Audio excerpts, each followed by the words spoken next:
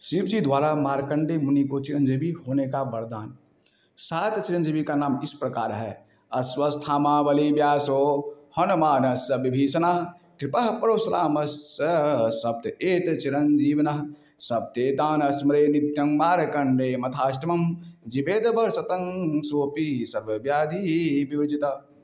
अश्वस्थामा, राजा बलि, व्यास जी, हनुमान जी, विभीषण जी, कृपाचार्य जी, परशुराम जी, ये सब चिरंजीवी में है। और 8वें नंबर पर मार्कंडेय जी हैं। मार्कंडेय जी चिरंजीवी में कैसे शामिल हुए, चलिए इसके बारे में आज जानते हैं।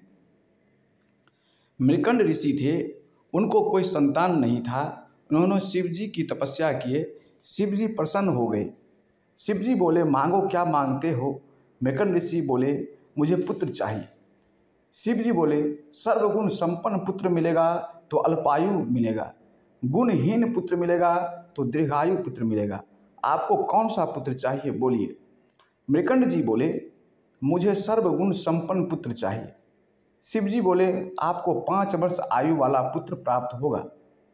अब मृकंड ऋषि खुश भी है और दुखी भी है कि 5 वर्ष का ही आयु वाला पुत्र मिलेगा। कुछ दिन पश्चात मृकंड ऋषि को पुत्र उत्पन्न हुआ। उनका नाम मार्कंडेय ऋषि रखे।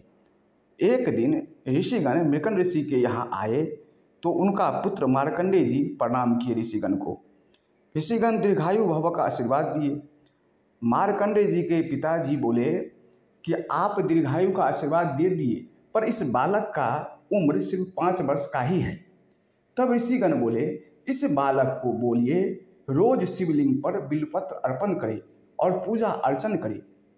भावी मेट सकहि त्रिपुरारी, शिव जी भावी को मिटाने वाले हैं। मार्कंडेय ऋषि रोज शिव जी को पूजा अर्चन करने लगे।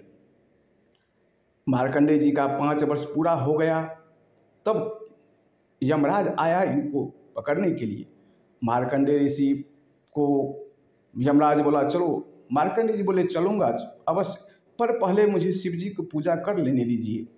यमराज माना नहीं। मार्कंडेय जी को पकड़ने लगे। मार्कंडेय जी शिवलिंग को दोनों हाथ से पकड़ लिए, तो भी यमराज माने नहीं। मार्कंडेय जी को खींचने लगे। इतने में शिव जी प्रकट हो गए और यमराज पर त्रिशूल तान दिए। यमराज बोला, इनका आयु आज समाप्त हो चुका है, इसलिए मैं इन्हें लेने आया हूँ। शिव जी बोले, कुछ भी हो जाए, पर मेरा भक्त है, इसको हाथ नहीं लगा सकते हो। यमराज ब्रह्मा जी के पास गए। उनको बोले, प्रभु मार्कंडेय जी को लेने गया था, उनकी आयु 5 वर्ष की थी, वो पूर्ण हो गया है, पर शिव जी मना कर दिए। बोले, इसको हाथ नहीं लगा सकते हो।